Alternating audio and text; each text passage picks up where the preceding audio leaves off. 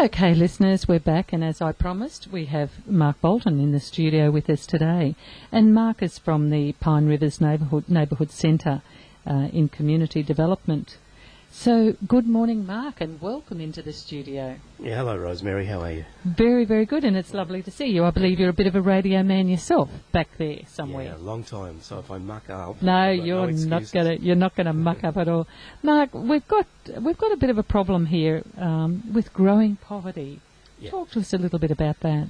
Well, I guess the best thing to explain is I'm working as an information exchanger for the Pine Rivers Neighbourhood Centre, based out of the Pine Rivers Neighbourhood Centre. Yep.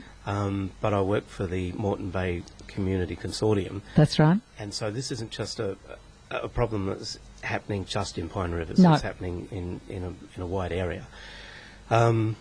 Really, what we're finding is a lot of people are coming in looking for food, looking for help for paying bills such as electricity.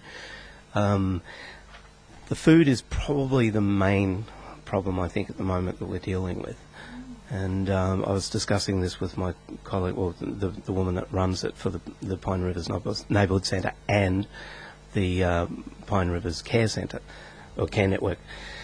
So it's a lot of things that are happening. And there are things like the floods and Christmas. They're the things that you expect that are going to be causing these issues anyway. But we're finding out a lot of single parents are now coming in looking for food, for help with housing, just to pay a bill. Electricity prices are on the rise. But the big tricky one is the redundancies. Yes. So, Mark, I know it would come from all walks of life, but, and we were speaking just before we came on air, when you get a redundancy, tell us how we ought to handle that. Yeah? Well, I can put it very, very simply. If you get a redundancy, and it's not our position to tell anyone what to do, but the thing to do from our suggestion anyway is to please go to Centrelink first. We're finding that people are getting their redundancies. They think they're doing the right thing, and they are doing the right thing, really, by going and paying off bills and making sure that they're covering themselves for any long-term unemployment. However, they're finding themselves with no money because they haven't gone to Centrelink first. And Centrelink will decide how much you're entitled to depending on how much redundancy you're given.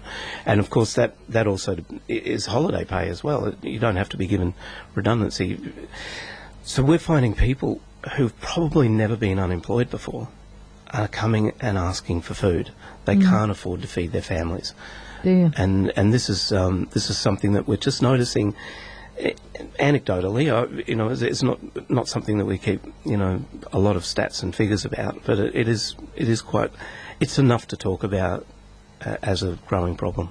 Yeah, and we don't want growing poverty in our community, do we? No. Is there an inexpensive way our community can do this to help these people or help each other? Yeah, well, at the moment we're trying to organise some food parcels, and it's called it is actually called a food parcel, and people can go shopping, and if they buy a can of tuna or a can of tomatoes and give that to us, and we will put that with other things that go up to make these food parcels. Now, these food parcels are especially created where they can feed a family of 4 for 2 days, or they can feed a couple for, say, 4 days. Okay. Now, they're things like, canned tomatoes, tuna, spaghetti, dry pasta. Not non-perishable. Non-perishables, yeah. Exactly. And we put them together in a parcel and distribute them. The problem is we're running out of them, and the Care Network is running out of them. And so it's becoming more difficult to get these people something to eat. And so we're just trying to get people to at least just buy one can of something, and then we can put it together. Or maybe a workplace might get together and say, put a printable version of what the ingredients are, and maybe someone might, their social club or something like that might pitch in and buy a can each. And there's all sorts of different ways you can do it. Some friends of mine did a fundraising on Facebook for the homeless, where they got one of their friends to buy a toothbrush, and asked their friends to buy a toothbrush. And then the original friend asked another friend to buy toothpaste. And so what happened was it went down the line where each individual person was asked to get one particular ingredient. It just snowballed. Yep. And the old pyramid. Yeah, and it worked really well. It was amazing. About $800 worth they raised of product in about 2 weeks, and that's the sort of thing that, you know, just a bit of creativity. I guess it can happen to any one of us at any moment, and, you know, realistically, without dwelling on it and becoming panicky about it, we're really only a paycheck away, or our house burning down away from this situation. Mark, look, I'm listening to you say that, and our listeners, our regular listeners, will know that I'm fairly heavily involved in the community in raising funds for different things. How far can, you know, we had the fire, we had the flood, you know, it just goes on and on and on. And we are continually asking everyone to dig a little deeper. And I just, look, I marvel always at the generosity of Caboolture and Moreton Bay Regional Council area, because that's the one we work in, how generous they are. And you just think, you know, how long is a piece of string? Exactly. You know? Yeah. And I suppose the thing is, how can we look after ourselves that we don't find ourselves in that situation? Have you guys got some sort of an answer for that? I don't know whether we've got an answer as such, but I think one of the things to do is think about what happens to you if you could be in that position. Are you prepared? Do you have even a plan? Do you know where Centrelink is? Do you know do you know to call them? You know, call Centrelink first as opposed to going down there. Speak to Centrelink and find out what, or explain to them what your situation is. You know, if you find yourself in this position and you've got a little bit of a plan, a bit of a knowledge of the process, then you're a long way there. So, Mark, forgive me, but is Centrelink the answer? Is that because I have never been to Centrelink, so I wouldn't know. But is that the answer? I think it's our safety net.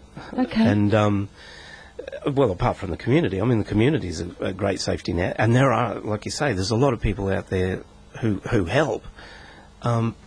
But like you say, how much more can they continue to keep doing? Yeah. And what they do is fantastic. And that's why we're trying to work out little ways of making it a bit cheaper. Buy this one product. Yeah, and, you know, we can put it together, and it does make a difference. And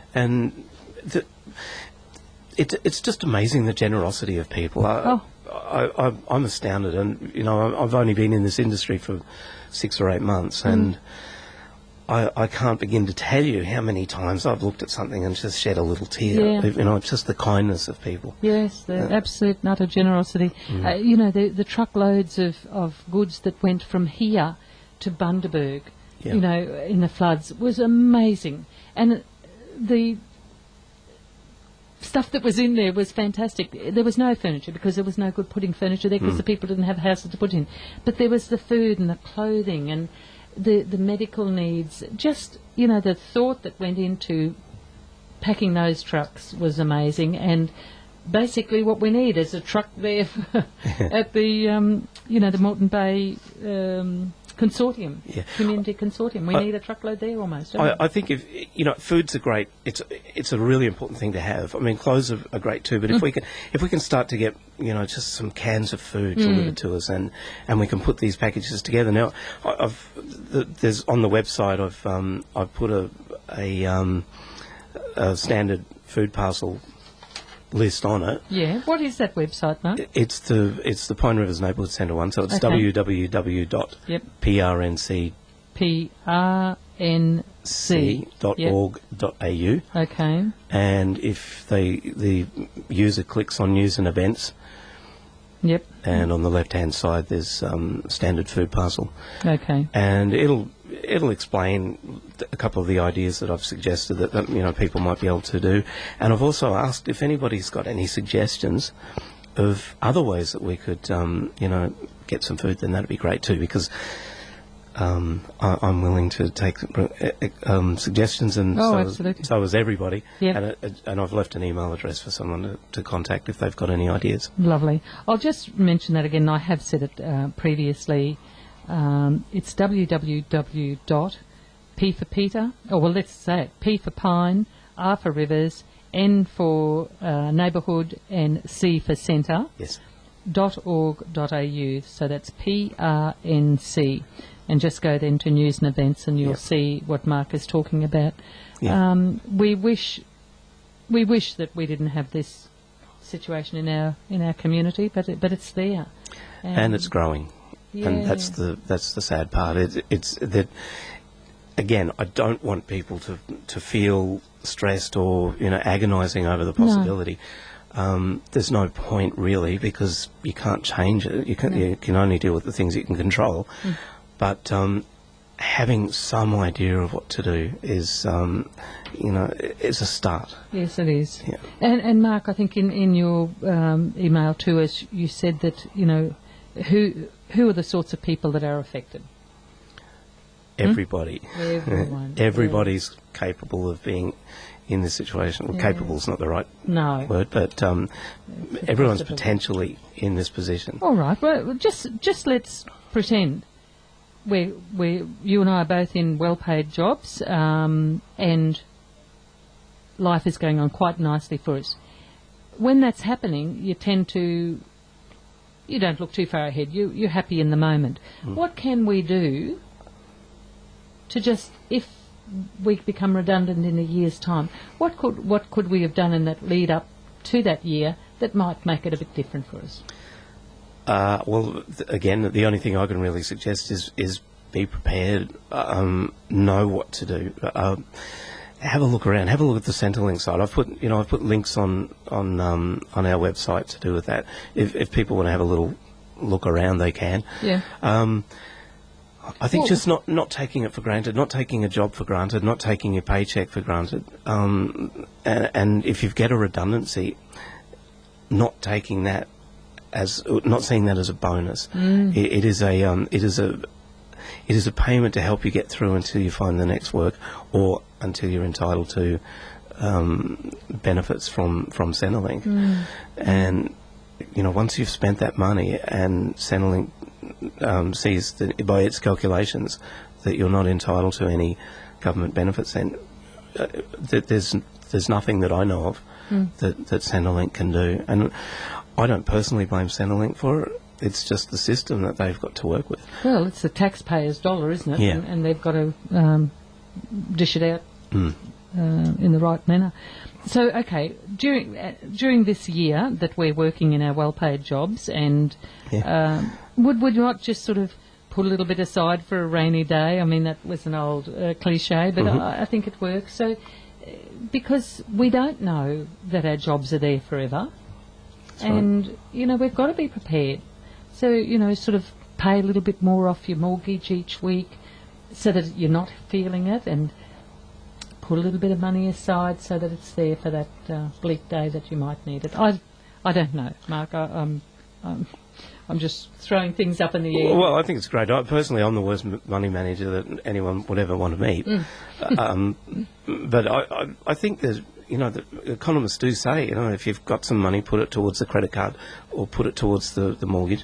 And I guess if you get yourself in front on some of these things, or I guess on your mortgage in particular, then you've got a buffer there, if things get ahead of you, in time to come. Mark, I think we've probably given our listeners a fair bit to think about right now, and I do thank you for coming into the studio. Hopefully it's positive. Let's think of it that way, hey? Yes. And listeners, that was Mark Bolton, and Mark is the community journalist for the Moreton Bay Community Consortium, and he works out of the Pine Rivers Neighbourhood Centre.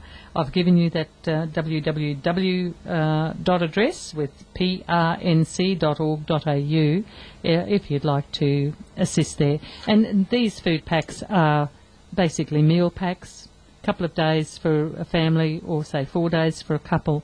So, a lot of things you can do with a can of tuna and some dry spaghetti and a can of tomatoes. Amazing what you can do. Certainly is. So let's try and help alleviate Mark's pain, because I can see, talking to him here, that that it does bother him that they don't have many of these packs to give out. I don't have too much to worry about. I'm doing okay, but it's it's those that for the people. That's what I mean. That you don't have enough there. But again, I thank you for coming into the studio, Mark. Thank you for the opportunity.